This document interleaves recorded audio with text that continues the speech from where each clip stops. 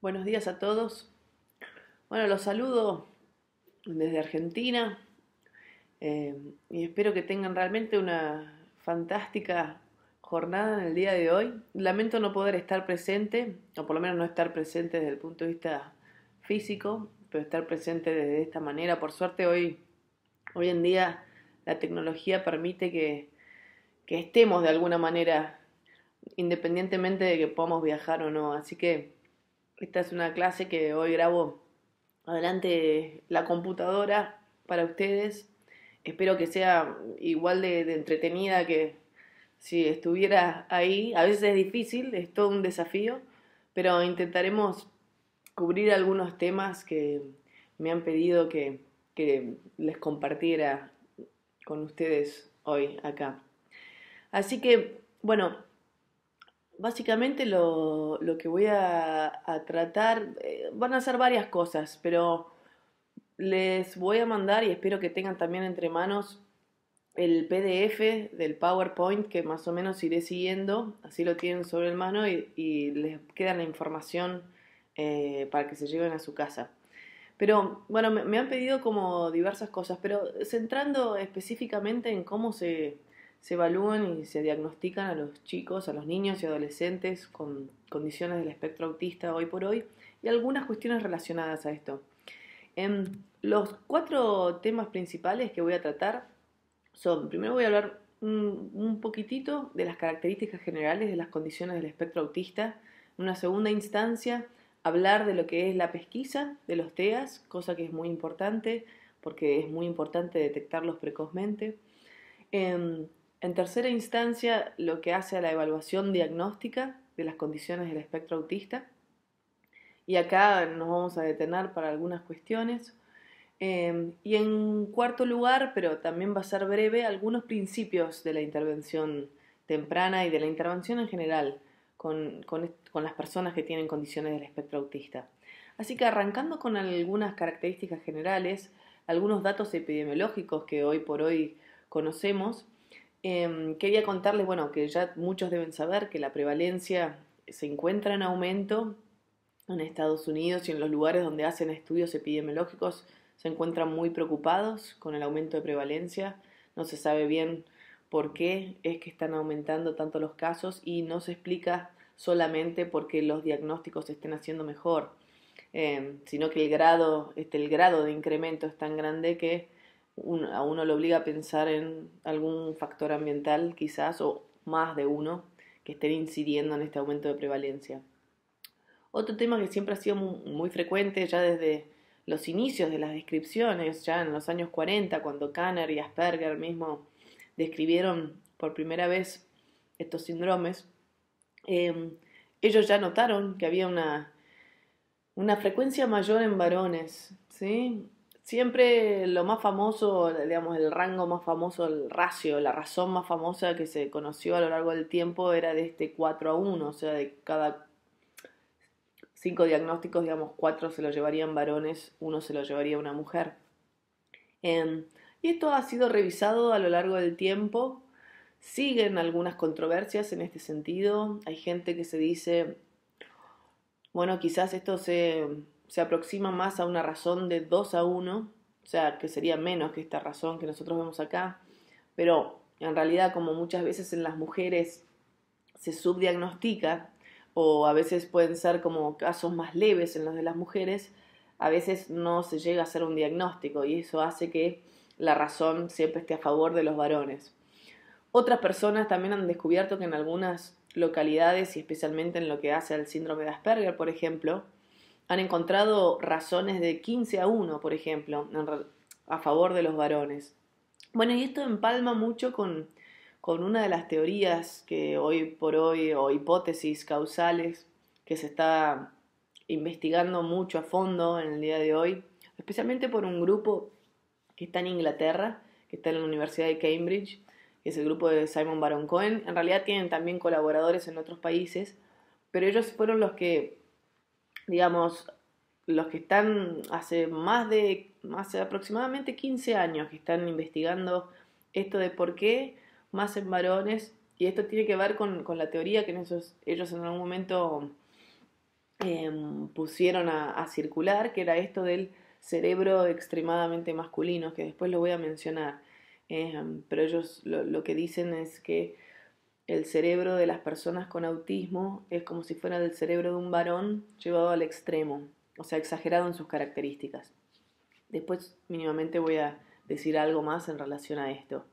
Pero de todos modos, digo, la descripción del autismo o de cualquier condición del espectro autista siempre fue más caracterizada de lo que uno ve en varones, y las mujeres siempre han quedado medio de lado. De hecho, muchos de los esfuerzos hoy por hoy en lo que es el mundo de la investigación y mismo en el nivel de servicios clínicos es empezar a poder describir más cómo se dan estas condiciones en las mujeres, eh, para así poder investigar más al respecto porque falta información, y para poder brindarles los servicios clínicos más adaptados al género también, ¿no? Que es realmente un especificador en este punto. O sea, ser varón o mujer cambia la manera en que una condición del espectro autista se manifiesta.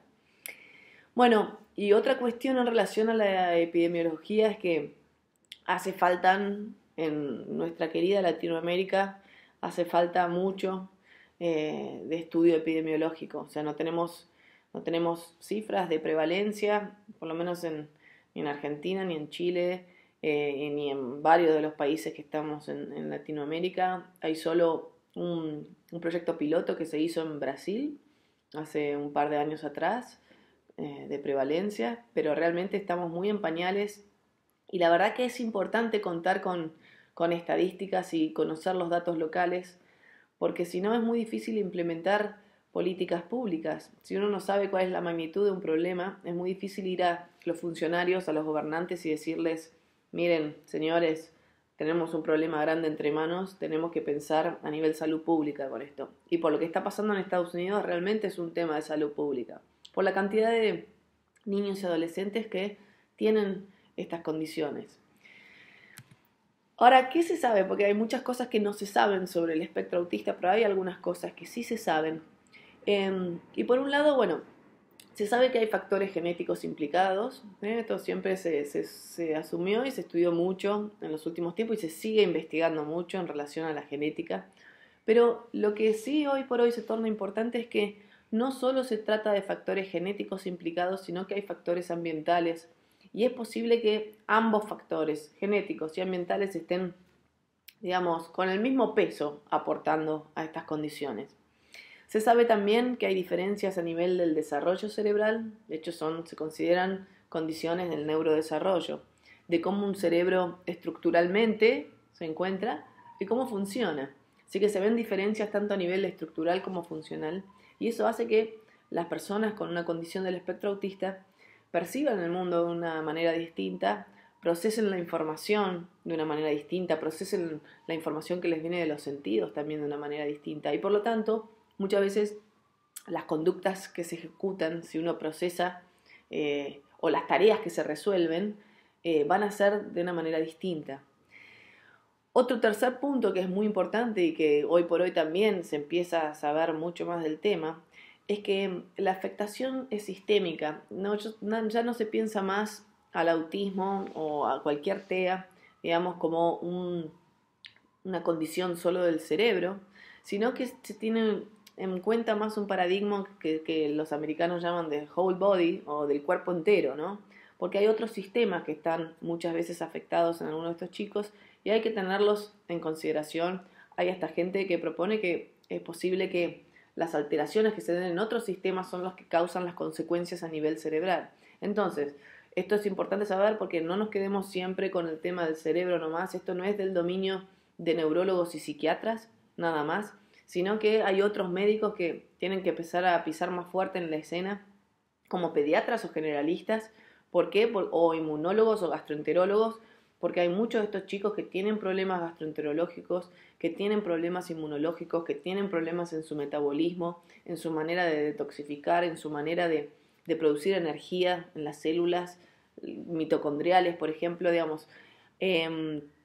Todo este tipo de problemas que se están empezando a identificar en muchos chicos son problemas médicos que están acompañando a los cuadros de las condiciones del espectro autista y que son importantes identificarlos y son importantes tratarlos, porque la verdad es que muchas veces no hacen sentir bien a los chicos y uno tiene que estar pensando en el cuerpo entero. Cuanto uno mejor esté de cuerpo entero, mejor va a estar la mente en condiciones también de aprovechar las oportunidades que se le den. Así que tenemos que tener esta visión como más de cuerpo entero y no solo pensar en lo que está dentro del cráneo y nada más.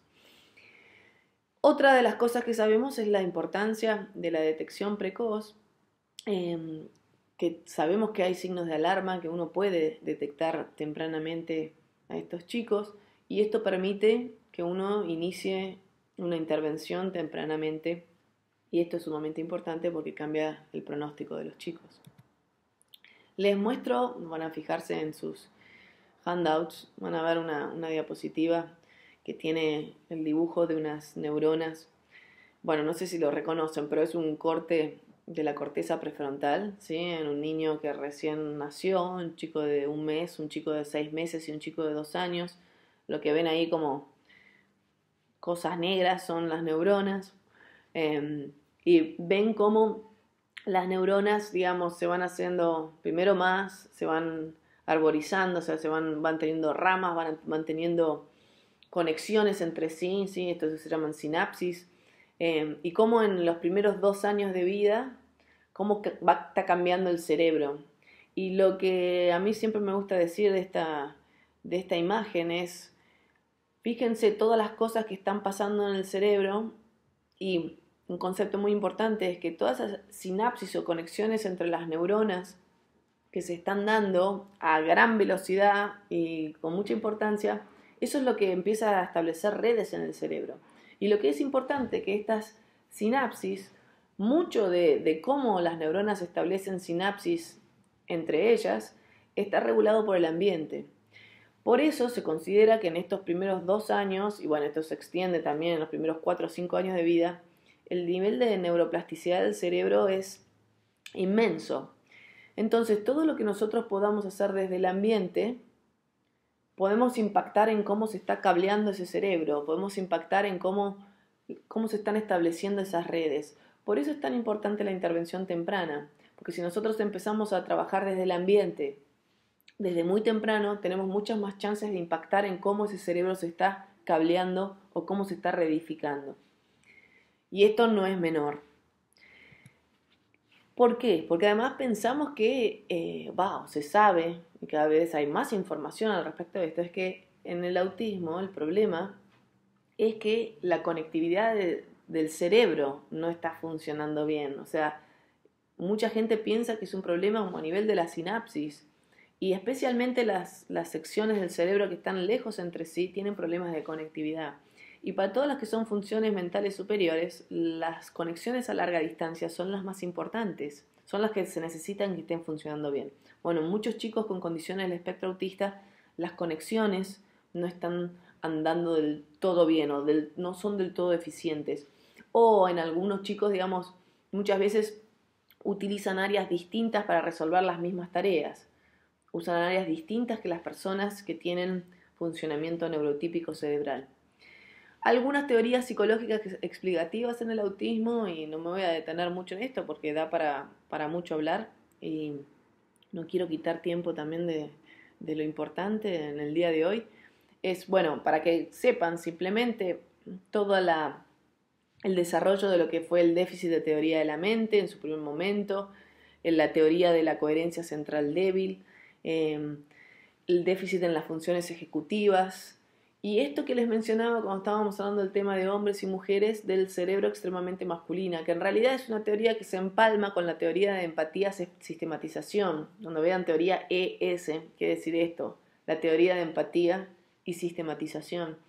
Y básicamente, ¿qué es lo que dice esta teoría de empatía y sistematización? O sea, los que están trabajando en esta teoría, lo que han visto es que las personas con condiciones del espectro autista tienen un perfil de ES, de empatía sistematización, que es distinto al grupo de las personas neurotípicas, pero que es más parecido al de los varones que el de las mujeres. Entonces ellos establecen, bueno, los varones como grupo y las mujeres como grupo tienen un perfil ES determinado, ¿sí? Y es este. Las mujeres suelen tener mejor mejor empatía y peor sistematización que los hombres al contrario. ¿Y qué pasaría, digamos, en la persona con un cerebro que tiene una condición del espectro autista? Sería un cerebro hipermasculinizado en algún sentido. O sea, un cerebro que tiene muy poca muy poca empatía, muy poca teoría de la mente, y de hecho esto es lo que se ve, digamos, hay muchas dificultades en las personas que tienen una condición del espectro autista en poder inferir estados mentales en otras personas, bueno, todo lo que hace a la empatía y a la teoría de la mente y que a veces les genera tantos problemas a nivel social, ¿no? Así que tienen una muy baja y una muy alta S, o sea, las personas dentro del espectro autista son hipersistematizadores, son grandes expertos en sistematizar. Así es como se tienen tanto talento a veces con el tema de los sistemas, ¿no? Un sistema puede ser los medios de transporte, ¿no? O sea, todos los horarios y todos los recorridos de un tren, de un ómnibus, del sistema de transporte que exista en cada país, del subte, y se saben mucho, además esto acompañado de una memoria muy importante, hacen que puedan entender, o sea, es como tienen una manera de comprender y manejar los sistemas de una manera mucho más fácil y mucho más talentosa que otras personas. Muchas cosas de las artes también tienen que ver con sistemas, qué sé yo, la música es un sistema en sí misma, y así como estas cosas, el lenguaje, así que hay como muchos y tienen mucha facilidad para sistematizar información. Entonces, en este sentido, es donde viene a decirse, bueno, son personas con cerebros que si uno agarrara el cerebro de un varón, que ya sabemos que es más bajo en empatía y más alto en sistematización que el de una mujer, si uno lo exagera esas características, vendría a ver un cerebro de una persona con una condición del espectro autista. Otra cosa que siempre se ha discutido mucho y para mí muy inútilmente es lo que tiene que ver con los orígenes, ¿no? ¿Por qué se dan las condiciones del espectro autista? Y mucha gente se ha peleado durante los años diciendo si era del lado de la natura o del lado de la nurtura. Esto quiere decir, qué sé yo, si lo llevo realmente a un punto muy exagerado, es decir, bueno, la gente que decía de la natura, ¿no? Esto es completamente biológico, genético, desde ese paradigma, y llevando al extremo la hipótesis de la nurtura, ¿no? Que esto tuviera que ver con que el vínculo con las madres, por ejemplo. Bueno, la realidad es que ninguna de estas dos posiciones tan extremistas es cierta, porque el desarrollo no se puede dar sin el interjuego de las dos cosas, digamos. Nuestros cerebros, nuestras personas, somos el producto de la interacción continua y constante entre nuestros genes, digamos, la información que está ahí en nuestros genes y el ambiente. Y el ambiente regula todo el tiempo cómo se expresa nuestra información genética. Entonces, es imposible como dividir estas dos cosas. Entonces, cuando uno habla de causalidad, no separar estas dos cosas, porque es ficticio.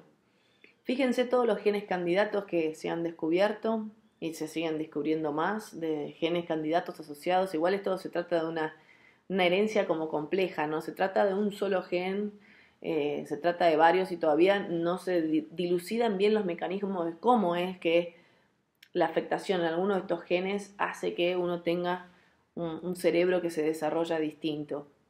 Y en cuanto a factores de riesgo ambientales, también se está estudiando y estudiando y estudiando y se ha estudiado, digamos, si ustedes leen y buscan artículos, hay a nivel de factores de riesgo prenatales y postnatales realmente una miríada de factores que se han descubierto y que se siguen estudiando, como el uso de medicaciones durante el embarazo, las infecciones, la diabetes, la edad parental, todo lo que es exposición a contaminantes ambientales, la testosterona fetal. Esto tiene que ver de vuelta con con la hipótesis que hablábamos recién con respecto a los varones, o sea, ¿por qué habría un cerebro extremadamente masculino? Y esto tendría que ver con el efecto de las hormonas masculinas durante el embarazo, o sea, cómo esas hormonas masculinas hipermasculinizaron ese cerebro de alguna manera. No se sabe los mecanismos, pero eso es lo que se está pensando.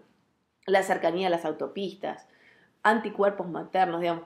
Realmente hay se está estudiando desde todos lados y en muchos de estos estudios se ve cómo estas cosas aumentan el riesgo de tener un hijo dentro del espectro. En cuanto a los postnatales, bueno, la prematura es también los contaminantes ambientales, los antibióticos, la exposición alta a la televisión, cuestiones de la dieta.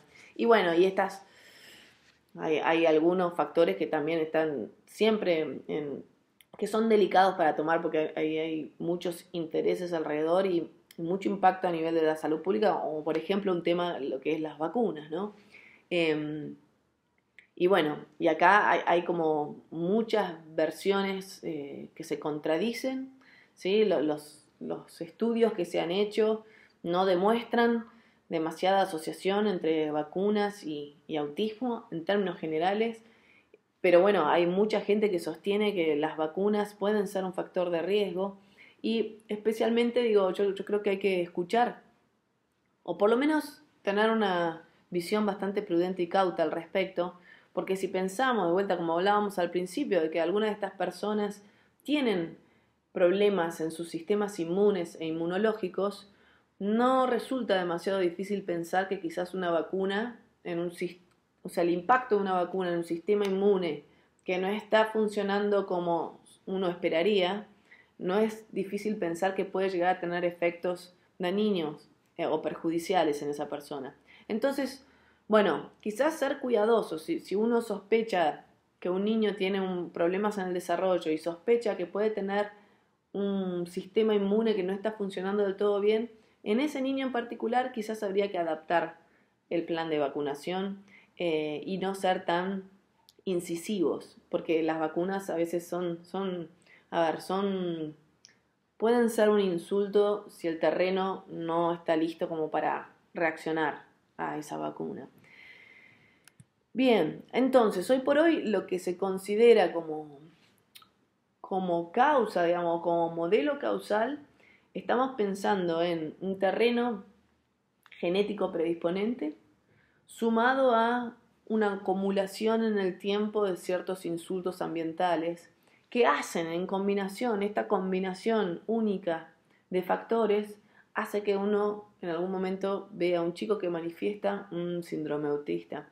Un síndrome considerado como un conjunto de características, ¿sí? De signos y de síntomas, porque en realidad hoy es lo que vemos, lamentablemente no hay demasiados no hay biomarcadores así considerados como que yo puedo medir algo o sacarle una foto a algo y hacer el diagnóstico por eso.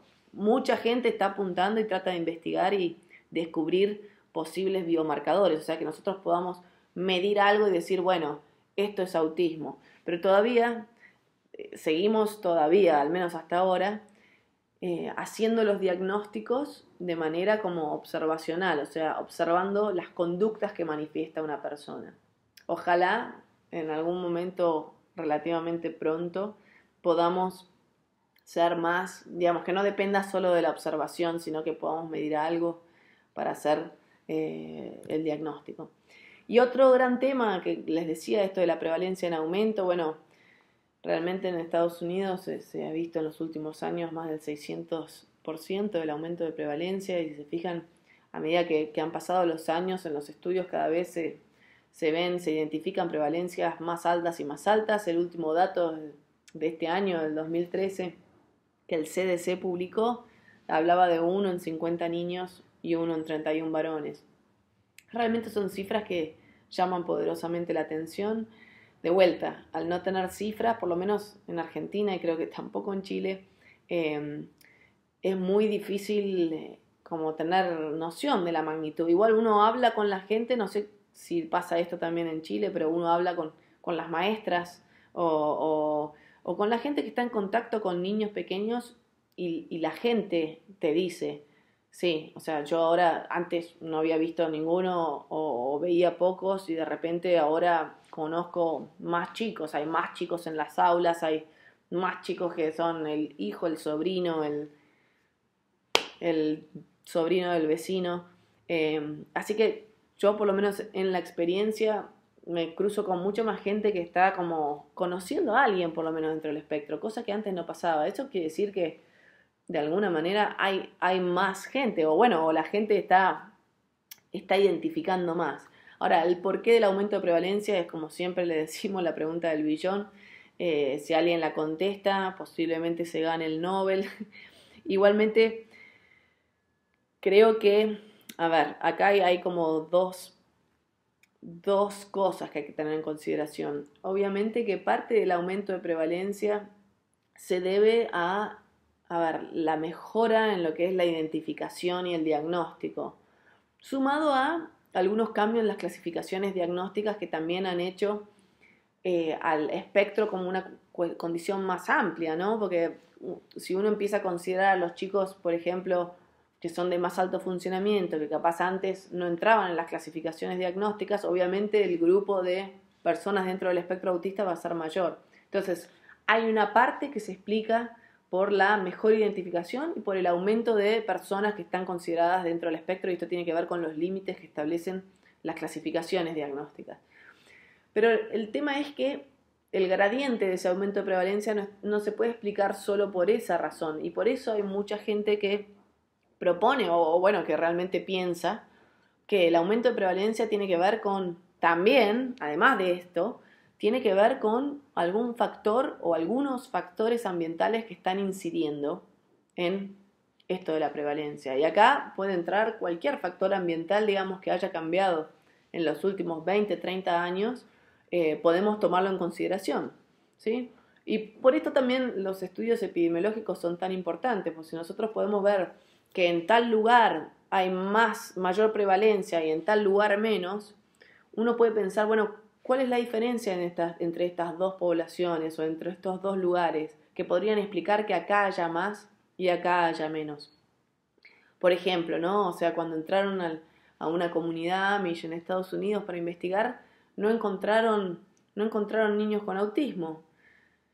Y entonces uno se pone a pensar, bueno, pero ¿cuál es la diferencia entre, por ejemplo, los Amish y otras poblaciones? Y bueno, y la gente ahí pensaba, bueno, los Amish, por ejemplo, este es solo un ejemplo, ¿no? Pero no usan electricidad, o sea, viven como hace 200 o 300 años. Entonces dice, bueno, la exposición, ahí uno empieza a pensar, la exposición a esto de todo lo que la electricidad permite, qué sé yo, por ejemplo, esto que los teléfonos, la tele, todo este tipo de cosas que son adquisición reciente dentro de todo nuestra, las computadoras, ¿tendrá algo que ver? No lo sabemos, pero bueno, estudiar, investigar epidemiológicamente nos permite hacer hipótesis de por qué la prevalencia es más alta en un lugar que en otro. Y esto capaz que nos lleve a descubrir parte del riesgo, ¿no? Estos factores de riesgo que inciden en esta problemática. Hablando de pesquisa o de screening, que era el segundo tema así como importante que quería tocar, es, bueno, ¿cómo se define la pesquisa? Es toda aquella identificación temprana de niños, bueno, estamos hablando de niños en este punto, ¿no? Pero que tengan desviaciones atípicas en su desarrollo. Se usan en poblaciones generales las pesquisas, ¿sí? O sea, todo niño que concurra a control de niño sano debe ser pesquisado a ciertas edades. Muy importante saber que las pesquisas no son diagnósticas, son simplemente pesquisas. Es simplemente identificar a aquellos niños que podrían estar en riesgo de lo que sea, digamos, ¿no? La Asociación Americana de Pediatría desarrolló en el 2006 una serie un algoritmo en realidad de vigilancia del desarrollo, y lo que les pedía a los pediatras americanos es que por favor que a los 9 meses, a los 18 meses y a los 30 meses de los chicos pudieran los pediatras hacer pesquisas de trastornos del desarrollo en los chicos. Por suerte en Chile, ahora que estuve hace poquito en Chile, vi que el Ministerio de Salud tiene una guía de práctica clínica en relación a la pesquisa y al diagnóstico oportuno de chicos con condiciones del espectro autista, y la verdad que sería genial si esa guía se pudiera como bajar e implementar, ¿no? Porque es uno de los pocos países que yo conozco en Sudamérica que tengan una guía como esa. ¿Cuáles son los signos de alarma en relación a, especialmente a los cuadros que tienen que ver más con el autismo que Kanner describía, ¿no? Porque la verdad es que el síndrome de Asperger suele diagnosticarse después. Pero bueno, los chicos con el autismo clásico que Kanner describía, los signos así de alarma ya en el primer año, bueno, que un bebé no sonríe ni exprese alegría a los 6 meses, que no realice intercambio de sonidos, sonrisas o gestos faciales a los 9 meses, que un bebé no responda a su nombre a los 10 meses, que un niño no balbucee a los 12 meses, que un chico también al año no interactúe con gestos como señalar, como alcanzar, como mostrar algo que hizo o saludar con la mano a los 12 meses, eso es una señal de alarma. Que no diga ninguna palabra a los 16 meses o que no diga frases de 2 palabras a los 2 años, esos son todas señales de alarma. Y la última es que siempre que haya cualquier pérdida de lenguaje o de alguna habilidad social, a cualquier edad, eso es una señal de alarma. Las herramientas de pesquisa fueron diseñadas para, en base a estas señales de alarma que les estoy mencionando, justamente para identificar a los chicos que podrían estar en riesgo de tener condiciones del espectro autista. La más vieja de todas es el chat, que fue desarrollada en 1992 por el grupo de Baron Cohen allá en el Reino Unido. Y a partir del chat se generaron varios otros instrumentos, en la última década especialmente. En realidad, a partir del 2000 en adelante, muchos de los instrumentos de pesquisa es cuando se desarrollan. Y quizás los más conocidos, son el MChat, a la gente le suena el MChat. Nosotros acá en Argentina tenemos la suerte de haber validado el MChat y estaría genial que en Chile también se pueda validar el MChat porque es un instrumento bastante sencillo. Yo ahora les voy a mostrar algunas cosas, lo tienen ahí en sus páginas que tienen en sus manos. El MChat surge, la M es de chat modificado, ¿sí? Lo hacen los americanos. El QChat, la Q es de cuantitativo, es el chat cuantitativo. Y les menciono, siempre recalco un poco en esta diapo al otro instrumento que se llama el CSBSDP, que también lo van a ver después en sus hojas. Lo remarco y lo recalco porque es un instrumento que se puede usar desde muy temprano para hacer pesquisa. Se puede usar desde los 6 meses. Y esto para un instrumento, cuando hablamos de este ámbito en particular, realmente es muy temprano y en ese sentido se transforma en una herramienta muy útil. Fíjense que también existen herramientas de pesquisa para el síndrome de Asperger. Generalmente el screening de Asperger se hace a partir de los 4 años, ¿sí? No es algo que se haga antes. O sea que estamos hablando del screening en autismo clásico aproximadamente a los 18 meses es donde los instrumentos de pesquisa están desarrollados para su uso entre los 18 y los 24 meses, salvo ese que les mencioné que se puede usar antes. Pero el síndrome de Asperger se pesquisa generalmente después de los 4 años. Y hay distintos instrumentos como el SCQ, como la escala australiana para el síndrome de Asperger, que esto es todo lo que tiene que ver con lo que hizo Tony Attwood. Es australiana porque Tony Attwood, que fue el psicólogo que la desarrolló, es australiano. El CAST, que lo hicieron también en Cambridge, en Inglaterra. Bueno, y algún par de instrumentos más, pero esos son como los más conocidos. Van a ver que tienen las 23 preguntas del MChat y no sé si se notará en sus hojas, pero hay 6 ítems que están de un color distinto y esos se llaman los 6 ítems más discriminantes. ¿Cómo se hace? A ver, porque esto se puntúa, ¿no? Pero ¿cómo se hace cómo se considera que una pesquisa es positiva con el MChat? Es cuando hay 2 o más ítems críticos positivos o cuando hay 3 o más ítems en toda la escala que cumplan criterios, digamos. Eso es lo que se llama screening positivo. Cuando hay un screening o pesquisa positiva, esos son los chicos que hay que mandar a evaluar, ¿sí? Porque alguno de esos chicos es posible que tenga una condición del espectro autista. Van a ser los menos, pero alguno va a ser. Por eso, el MChat tiene como muy alta sensibilidad, engancha a todos los chicos o a muchísimos chicos que podrían estar en riesgo de tener una de estas condiciones. Por eso es un buen instrumento de screening, se la considera. Van a ver que hay sitios web que se dedican a puntuar, digamos, el MChat. Ustedes ponen los resultados de qué contestó la persona, si sí o no, por cada una de las preguntas. Y el sitio web les permite decir, bueno, qué puntaje obtuvo la persona, la familia. Van a ver también una muestra del QChat en en sus hojas que van a tener a disposición, espero. Lo que van a ver del QChat es que no son preguntas que se responden por sí no, sino que son preguntas que se responden según una escala dimensional, ¿no? O sea, que uno tiene chances de contestar entre 5 opciones que manifiestan distintas frecuencias o distintas intensidades de la conducta. Y además, lo que tiene de lindo el QChat es que está acompañado por imágenes visuales, por dibujitos, que la verdad es que muchas veces ayuda mucho a los padres a entender a qué se está apuntando con las preguntas.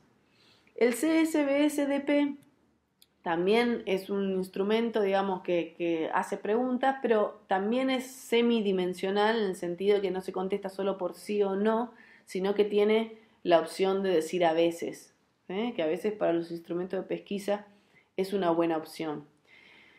¿Cuáles son las posibilidades de una pesquisa sistemática? Yo creo que no hay que inventar la rueda, entonces creo que hay que copiar las buenas cosas de los otros lugares. Digo, si los americanos y la Asociación Americana de Pediatría dijo que eso, la vigilancia del desarrollo les funcionaba así como lo están planteando en su algoritmo de vigilancia, me parece que habría que simplemente copiarse de ellos, usar eso que puede ser útil y usar un instrumento, bueno, a los 9 meses, a los 18 meses y a los 24 o 30 meses, digamos, esa depende del sistema de salud.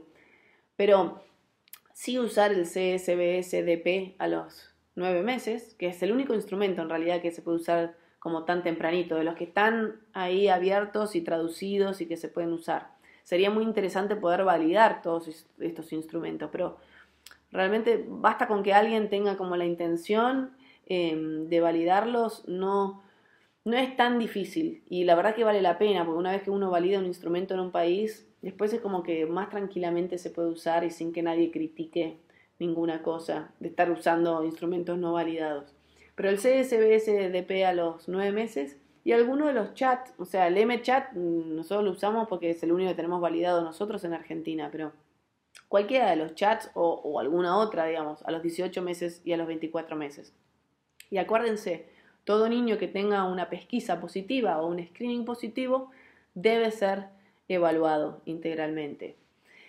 ¿Cuáles son algunas de las dificultades que surgen con la detección precoz? La verdad es que a los 6 meses, o por lo menos en el primer año de vida, es bastante difícil diferenciar a los chicos que van a seguir una trayectoria dentro del espectro y de aquellos que no, porque los indicios que existen son bastante inespecíficos y se dan más que nada en el sistema sensorial, en la capacidad de regulación, se dan a ese nivel. El momento donde uno más puede hacer como diferencia empieza a ser más o menos al año de edad, donde hay cuestiones que empiezan a ser como más diferentes y especialmente en algunas áreas como el tema de la mirada y como en la conducta exploratoria de un niño.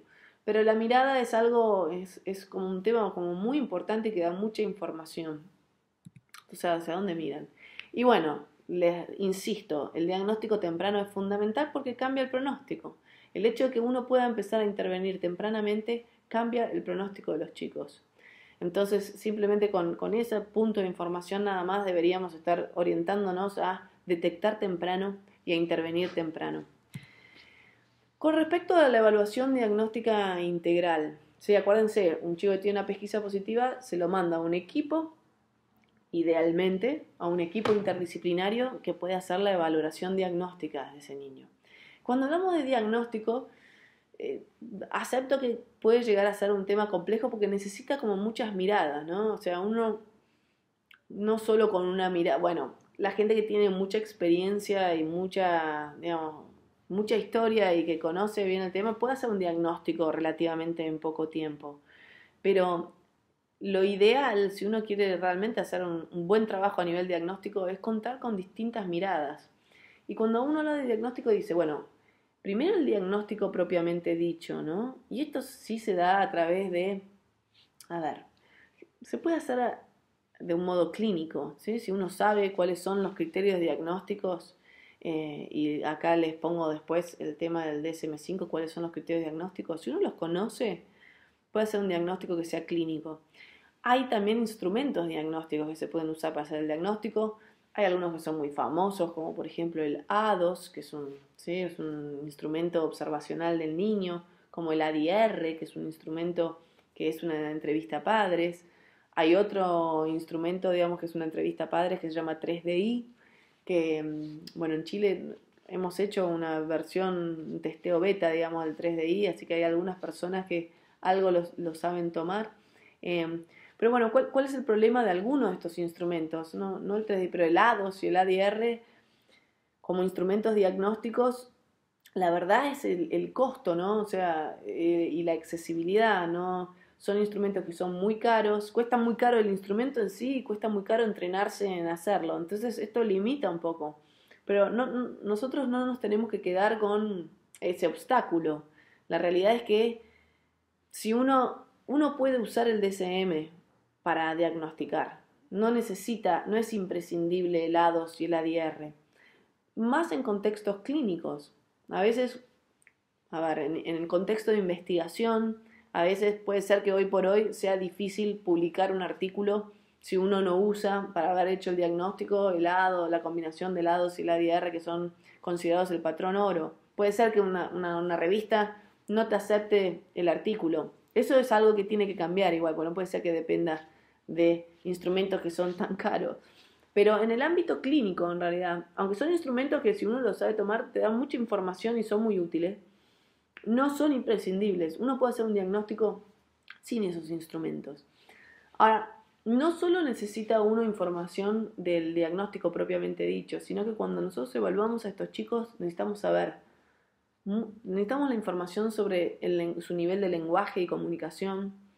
Está bueno tener información sobre su perfil cognitivo, no solo su CI, o sea, no su coeficiente intelectual, porque ese no es un dato que aporte necesariamente o demasiado a una evaluación diagnóstica, pero sí el perfil cognitivo, o sea, otras funciones cognitivas.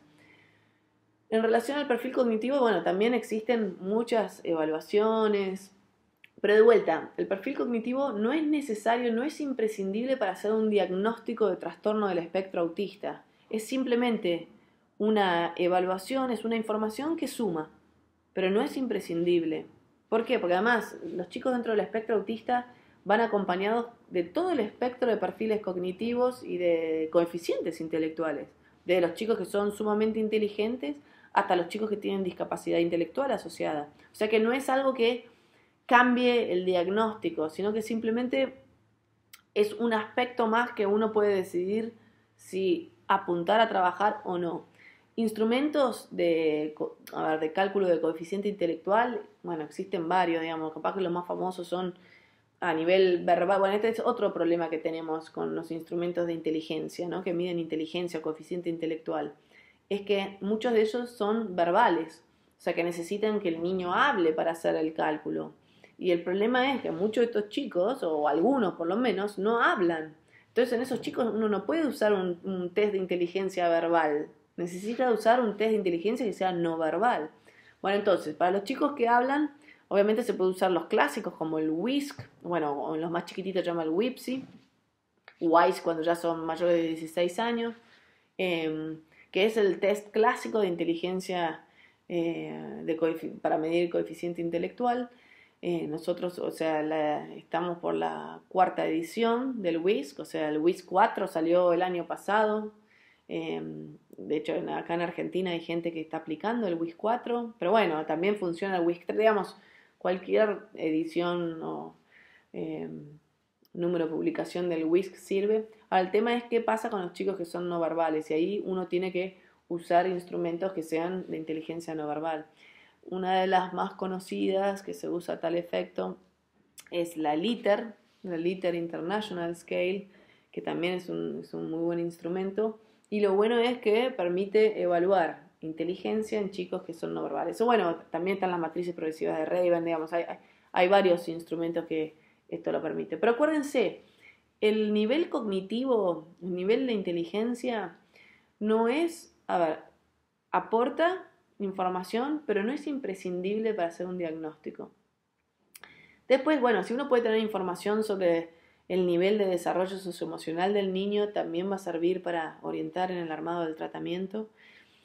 Otra evaluación que para nosotros es sumamente importante es la evaluación del perfil sensorial y de las praxias del niño. Y esto en Argentina lo hacen terapistas ocupacionales formados en integración sensorial.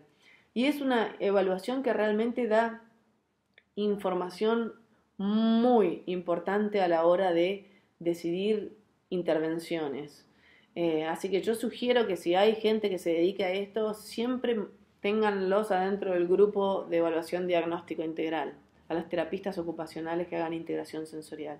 Y después, como hablábamos, esto del whole body, del cuerpo, de una afectación del cuerpo entero, sí asegurarse de que todo chico, y especialmente aquellos niños quizás de esos que se consideran a veces los más severos, que son quizás los que no hablan, o los chicos que tienen autoagresiones, que se golpean, en esos chicos, en particular en esos chicos, identificar, o sea, investigar problemas médicos concomitantes, porque es posible que muchos de esos chicos los tengan, y esos problemas médicos concomitantes al diagnóstico hay que identificarlos y hay que tratarlos.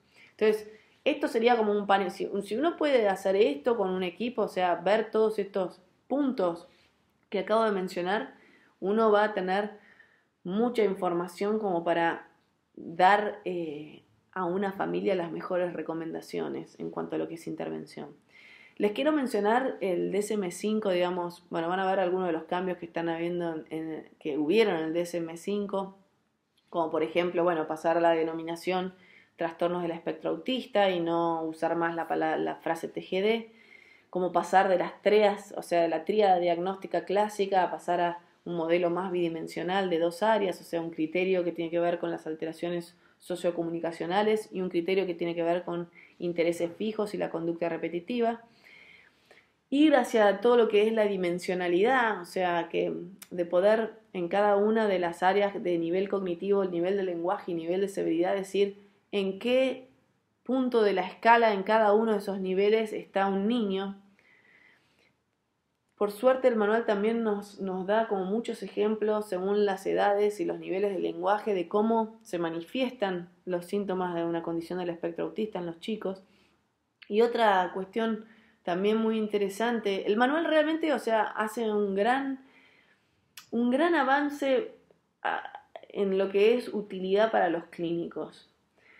Hay una parte del manual donde también dice, por favor, marquen todos los que son especificadores o modificadores del cuadro, y uno puede, como especificador, decir todas las condiciones, tanto como genéticas, médicas, neurológicas o taxonómicas, o lo que quiera que crean que puede, digamos, ser relevante al diagnóstico. Entonces, de hecho, como ustedes saben que ahora el DSM-5 lo único que tiene es esta categoría de trastorno del espectro autista, y esto incluye todo, o sea, se subsumieron bajo esta denominación todas las categorías que venían del DSM-4TR, inclusive el síndrome de Asperger. Entonces, dentro de los especificadores, para no perder el nombre de Asperger, porque mucha gente se sintió, generó como mucho revuelo el tema de que subsumieran el síndrome de Asperger dentro de una denominación y que se perdiera el nombre Asperger. Entonces, como solución de compromiso, la gente del comité del DSM-5 lo que dijo es que dentro de los especificadores uno podía poner tipo síndrome de Asperger cuando veía a un niño que cumpliera las típicas características que nosotros vemos en un chico con síndrome de Asperger.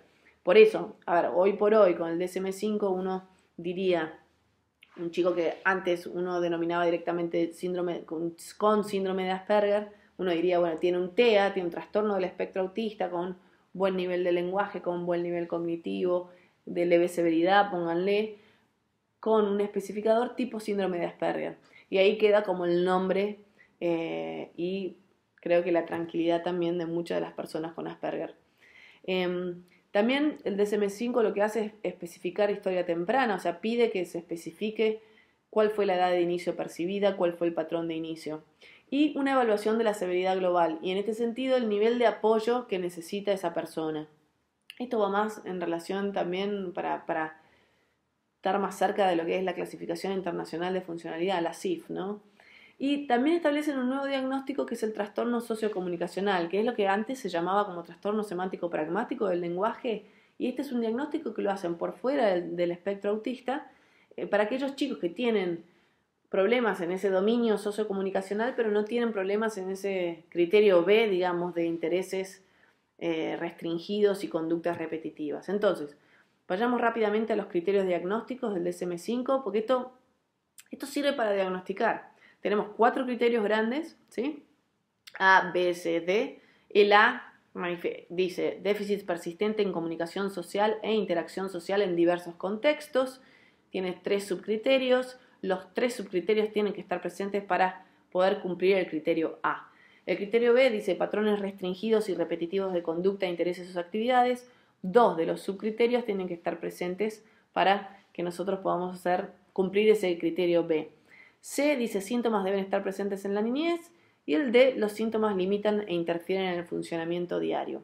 Si se fijan en sus hojas van a ver los 3 subcriterios del criterio A, que son dificultades en la reciprocidad socioemocional, dificultades en las conductas de comunicación no verbal y dificultades en el desarrollo y mantenimiento de relaciones. Estos 3 subcriterios tienen que estar presentes para poder cumplir el criterio A. Y tiene que estar cumplido el criterio A para poder hacer diagnóstico. En el criterio B, los 4 subcriterios son lenguaje, movimientos o uso de objetos de manera estereotipada o repetitiva, adherencia excesiva a rutinas, rituales o excesiva resistencia al cambio, interés fijo altamente restrictivo, anormal en intensidad o en foco, y acá muy interesantemente se agrega, por fin, en realidad en el DSM-5, la cuestión del procesamiento sensorial de estos chicos, que realmente arriba del 70% de los chicos tienen dificultades en el procesamiento sensorial. Entonces se agrega este subcriterio que es hiper o hiporreactividad al input sensorial o interés inusual en aspectos sensoriales del ambiente. Y por primera vez en la historia se suma un subcriterio que tiene que ver con el procesamiento sensorial. De estos 4 subcriterios, 2 tienen que estar presentes para cumplir el criterio B. El criterio C tiene una aclaración entre paréntesis que a mí me parece sumamente importante, que dicen, bueno, síntomas deben estar presentes en la niñez y entre paréntesis, pero pueden no manifestarse completamente hasta que las demandas sociales excedan las capacidades que son limitadas. Y esto es súper importante, porque empieza a poner el foco en lo que es el ambiente y no tanto en las características de un niño en particular. Porque a veces se trata más de las barreras que el ambiente pone que las características que tiene una persona. Y esto también es el cambio de paradigma que está habiendo en lo que es en relación a la discapacidad, y la CIF mismo, la Clasificación Internacional, está haciendo, ver la cuestión de una manera distinta. O sea, la discapacidad no tiene tanto que ver con las características únicas de esa persona, sino tiene que ver más, la discapacidad tiene que ver más con cómo se interpreta socialmente esas capacidades distintas, cómo se estigmatiza a esa persona y cuáles son las barreras ambientales que existan para que esa persona se pueda incluir efectivamente dentro de la sociedad en su conjunto. Así que el problema de la discapacidad radica más en el ambiente, de cómo el ambiente no está adaptado a las características de estas personas y lo que necesitan.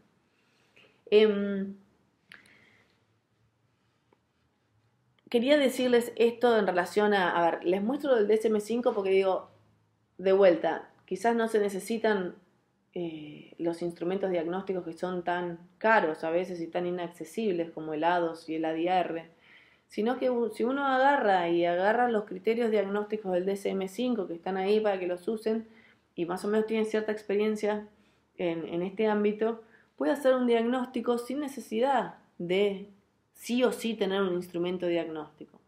En el caso de Asperger capaz está más facilitado porque hay un instrumento, digamos, que se llama ASDI, que es por entrevista diagnóstica del síndrome de Asperger, que fue creada por Christopher Gilbert, que es un psiquiatra sueco. Él es uno de los que tiene criterios diagnósticos para el síndrome de Asperger, que es una entrevista que se hace, que es semiestructurada, o sea que va preguntando si sí o no le pasa esto y que les pide a los padres o a la persona que se extienda, y además es una entrevista que puede tomarse tanto niños, adolescentes, como también hasta adultos. La tienen ahí en sus handouts, así que toda la persona que lo quiera usar, es una entrevista muy útil, digamos, y realmente muy fácil de implementar y que les puede servir para hacer diagnóstico de Asperger. Con respecto a la intervención, y ya voy cerrando porque esto es lo último que quería tocar, para que sigan disfrutando de esta jornada, es en relación a la intervención, ¿no? Ciertos principios de la intervención. Nosotros, bueno, siempre que pensamos en qué hacer con una persona que tiene una condición del espectro autista, hay como, bueno, a nivel macro, digamos, sí son las intervenciones, por un lado, específicas, según el perfil de esa persona, qué pasa con los padres y las familias de esas personas, qué pasa con el colegio o el trabajo, esto depende de la edad, y qué pasa con el marco regulatorio, ¿no? Y esto depende de cada país en particular, cuáles son las leyes que protegen los derechos de estas personas. Bueno, en la combinación de estas 4 cosas, o sea, son esas 4 cosas que hay que tener en cuenta como para diseñar algunas cuestiones. ¿Cuáles son los principios del tratamiento? Antes que nada, bueno, identificar los aspectos para trabajar. No necesariamente el diagnóstico en sí mismo es algo o un aspecto para trabajar. Una persona puede tener el mismo diagnóstico. De hecho, muchas personas dentro del espectro autista tienen un TEA, pero son completamente distintos entre sí y todos tienen aspectos distintos para trabajar. Entonces, para diseñar un plan de tratamiento es más importante identificar cuál es la ayuda, en qué cosas necesita la ayuda, no tanto el diagnóstico en sí. O sea, el diagnóstico en sí no me va a decir qué es lo que con qué tengo que ayudar a esa persona. Después, otro tema muy importante es conocer todas las intervenciones disponibles. O sea, si yo no conozco qué hay, cuál es la oferta de intervenciones, mal puedo recomendarle a alguien que haga algo. Y en este punto sigue habiendo bastante desconocimiento de la gran variedad de oferta que hay en cuanto a intervenciones disponibles. Fundamental este tema, que creo que quedó claro, digamos, cuando estaba hablando de la detección temprano, que sea intensivo y que sea temprano el tratamiento. Estos son 2 claves, o sea, es como los principios generales del tratamiento en estas condiciones, es la intensividad y cuán temprano sea. O sea, estos son los grandes jugadores que hacen como la gran diferencia. Por supuesto, como les decía, todas las personas dentro del espectro autista son muy distintas entre sí, por lo cual los tratamientos tienen que ser completamente individualizados, personalizados. Es como si fuera un traje a medida, ¿sí? Para cada persona, un traje para esa persona. Y generalmente hoy por hoy los tratamientos están siendo multimodales. O sea, multimodales quiere decir distintas modalidades de intervención sumadas entre sí. Y otra gran cuestión que se ha venido fuerte, que se viene fuerte en este tiempo, es todo lo que tiene que ver con las intervenciones mediadas por padres. Esto no es una cuestión solo de profesionales, esto es una cuestión de la sociedad entera y principalmente los padres. Los padres tienen que estar presentes, tienen que estar dentro del esquema del equipo que está dedicándose a este niño o adolescente para que salga adelante. Hay muchas intervenciones tempranas, ustedes la van a ver, muchas de ellas están preparando programas para entrenar a padres, para aplicar las técnicas, tanto desde el lado más cognitivo-conductual como del lado más relacional, como de los programas mixtos que existen. Y acuérdense, cuando hablamos de multimodal estamos hablando, por un lado, de los programas específicos, ¿sí? El abordaje como específico de estas cuestiones nucleares que tiene la persona, lo sociocomunicacional, la flexibilidad, ese tipo de cosas. Pues lo que tiene que ver con los abordajes complementarios, y acá todo lo que no sea, digamos, programa específico, sea desde fonoaudiología, desde quinoterapia, hidroterapia, lo que quieran sumarle, digamos, integración sensorial, todo esto se considera, digamos, bajo la denominación de abordajes complementarios, por fuera, digamos, los programas específicos. Después está todo lo que tiene que ver con el tratamiento biomédico. Acuérdense, cuando se detectan los problemas médicos concomitantes en los chicos, hay muchas cosas que se pueden hacer a nivel de tratamiento biomédico y todas aquellas intervenciones que están centradas en la familia. Entonces, por eso hablamos de multimodal, porque estamos realmente tratando de hacer un enfoque como muy integral, de no dejar ningún aspecto sin al menos mirarlo y ver, bueno, merece ser tratado algo de este área en particular. ¿Y cuál es el racional de la intervención mediada por padres? Van a ver, bueno, nosotros acá, no sé cuántos son en Chile, digamos, nosotros somos 40 millones de habitantes en Argentina. Si estamos pensando que el 1%, que es lo que se considera la prevalencia estándar en Argentina, si el 1% de personas en Argentina tienen una condición del espectro autista, estamos hablando de 400.000 personas. ¿Cómo hacemos para tener, digamos, para suplir esa demanda de 400.000 personas? Es imposible pensarlo si lo estamos pensando con profesionales nada más. Y acuérdense que esto de que el desarrollo cerebral se da todo el tiempo, 24 horas sobre 7, y de la importancia de lo intensivo. Si nosotros ponemos ese número más la necesidad de intensividad, es imposible responder solo con el sistema de salud. Y tampoco, aunque sumáramos el sistema de educación también, sí o sí tenemos que meter a la gente que está más cerca y pasa más tiempo con el niño. Por eso los padres son fundamentales, o sea, los padres tienen que saber qué cosas hay que hacer. Si ellos están, además, ellos suelen ser, a ver, si no, yo siempre cuento esto, si uno entrena a un padre en determinadas técnicas, ¿sí?, que le van a ser útiles con sus hijos, el padre resulta, digamos, en menos tiempo obtiene los mismos resultados que un profesional formado y capacitado en esa técnica. O sea, son más efectivos. Claro, porque tienen de su lado el vínculo que tienen con los chicos. Entonces, no se puede desaprovechar esa oportunidad que hay. Ni que hablar del tema de los costos y los recursos, digamos, o sea, estamos hablando de que si nosotros tenemos que responder a esta demanda y con este nivel de intensidad, no da el recurso, o sea, no da el recurso humano, pero tampoco da el recurso económico, ¿no? Porque los tratamientos suelen ser costosos, por lo menos para algunos sistemas de salud. Y, a ver, en este tema no puede ser que un niño con autismo dependa de los recursos económicos que tenga la familia para acceder o no a tratamiento. A mí eso me parece muy injusto y me parece muy importante que haya accesibilidad universal a los tratamientos. Bueno, una de las maneras de tratar de resolver este tema, o sea, que no dependa de cuánta plata tiene una familia para acceder al tratamiento, es de poder capacitar a los padres. Pues si los padres saben qué hacer, no necesitan plata necesariamente. Entonces, bueno, yo soy una, digamos, gran defensora de poder, de que todo el mundo acceda a lo que tiene a sus derechos, ¿sí? Y que no tenga que ver con la plata. Y después no solo eso, sino que a nivel de la calidad de vida de los padres, esto impacta positivamente. Ustedes tienen que pensar, yo no sé cómo funcionan bien en Chile, pero en Argentina la logística que implica a veces llevar a los chicos a 800.000 consultorios para hacer sus 800.000 terapias, o sea, hay una madre o un padre que se la pasa yendo en transporte público, o en un auto, viajando por toda la ciudad, llevando al chico. Eso no tiene mucho sentido, la verdad es que no tiene mucho sentido y impacta negativamente en la calidad de vida de una familia. Hay que poder pensar, digamos, sensatamente, digamos, cómo una familia puede estar lo menos estresada posible. Y esto, si podemos ayudar en cosas de logística, vamos a ayudar mucho a la familia. Entonces, calidad de vida. Centralizar todo más bien como en la casa o cerca de la casa de una familia. Si nosotros entrenamos a los padres o a la gente que está cerca, eso se puede hacer factiblemente, fácil.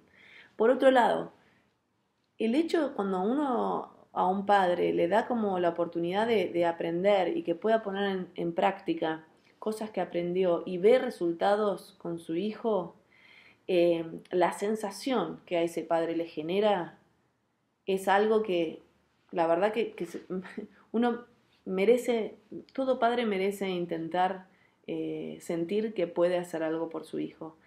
A ningún padre ayuda estar en una posición de impotencia, frustración y desesperanza, digamos, y pensar que nada puede hacer y que son otros los que se encargan de hacer con su hijo. Cuando un padre se empodera, nosotros llamamos el empoderamiento, o sea, realmente mostrarle que puede hacer muchísimas cosas y que es quizás la mejor persona para hacerlo, puede ser el que mejores resultados va a tener, la sensación que a esa persona le genera sentir que puede y que hay esperanza y que muchas de las cosas que él puede hacer van a impactar positivamente en su hijo, solo eso ya cambia la calidad de vida de una familia.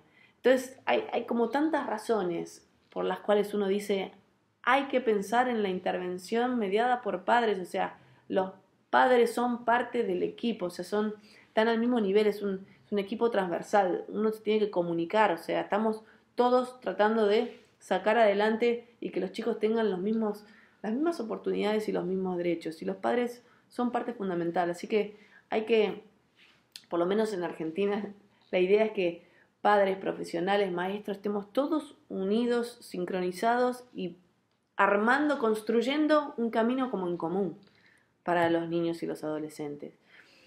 Van a ver que menciono en los handouts un dispositivo, simplemente para mostrarles un ejemplo de un taller de capacitación a padres que se llama TEM, por Transforming Everyday Moments, transformando los momentos de cada día en castellano, que es una intervención súper accesible, de bajo costo, muy sencilla, mediada por padres. Van a ver una foto, digamos, de padres en uno de estos talleres que probamos en Argentina, y la verdad que vimos que teníamos muchas ventajas, vimos que era fácil de aprender, que era efectivo, que era accesible, digamos, que además al estar manualizado realmente los padres se sintieron tan bien.